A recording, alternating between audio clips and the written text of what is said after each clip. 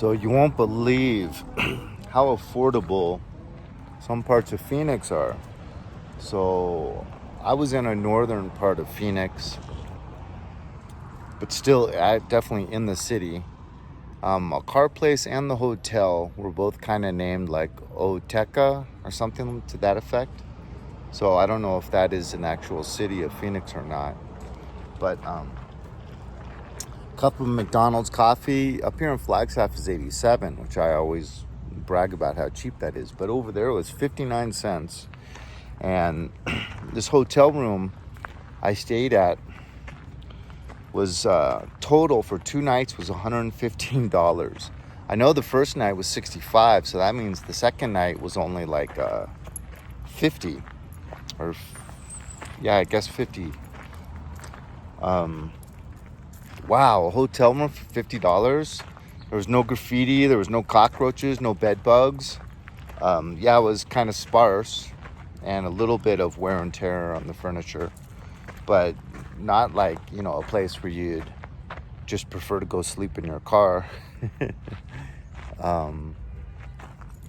But, it was kind of in a poor neighborhood, and there was a lot of homeless people around. So, you probably... And they kept telling me about weekly rates. So a lot of people live there as if it's an apartment. So, you have a lot of people down on their luck. A lot of times people that are down on their luck are more involved in habitual sin. Even if it just be like, cigarettes, chain smoking, or, a lot of people were smoking a lot, cigarettes. But, you see the little empty bottle, the plastic bottles of Fireball and the sidewalk and stuff. Anyways, the first night definitely got visited by a demonic force, demonic entity. And I don't even normally bring this up because it happens to me kind of on the regular. But, this did take... sometimes like when I get sleep paralysis, it won't leave by like the second or third time I ask Jesus out loud for help. But sometimes that's just with it visiting me in my room. That doesn't really do it. What does it is the rosary.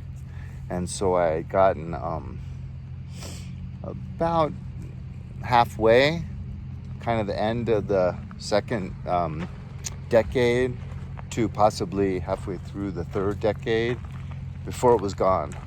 But I just completed the rosary just to make sure this thing kept its distance. But one of the ways, because you can feel it, your spidey senses, your hair on your neck goes up and you feel like something evil filling the room and getting close to you.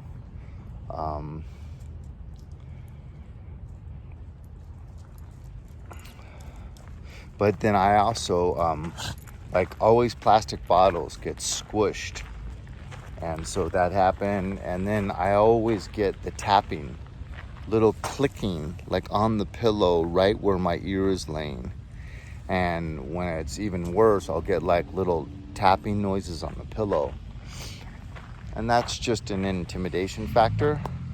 I mean, I've been dealing with this for 6 years and it only decreases. And so, the more I get into my faith and the more I trust in the Lord, the less of them I get. But I mean, for 3 years living in a haunted house in San Pedro, it was every night, every single morning, off the chain. Actually having pictures fly off the wall, and this entity, the same one, would visit me every night. Sometimes 2 or 3 would be visiting me at the same time. I'd be in like an evil triangle. I'd have one up here making noises in the corner of the room, one up in the other corner of the room making noises, and then one behind me outside scratching this wood board that I had out there. And I'd be in like this evil triangle. And one time I called out to St. Michael, and all 3 noises went dead silence. And there was like this peace that filled the room. But it only lasted about 2 or 3 seconds before St. Michael had to back up. And his beautiful like divinity and peace started leaving, and slowly those noises started ratcheting up again to where they were before I called out his name. But I always thank St. Michael for just showing up that time. I just sat up in bed and yelled out his name, and it was amazing. Within 1 second, everything went dead silence, and there was this beautiful, warm peace and love in the room. But like I said, 2 or 3 seconds later, he saw the legalities of them being allowed to be there for one reason or another.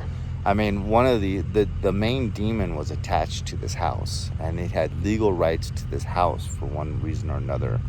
And then I was still engaged in some habitual sin, which may have given legal rights to the other two.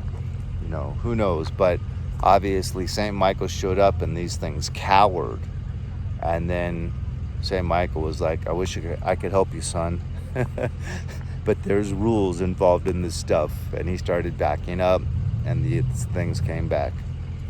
So it's all to sanctify us. It's all to increase our righteousness and to increase our reliance and trust upon the Lord.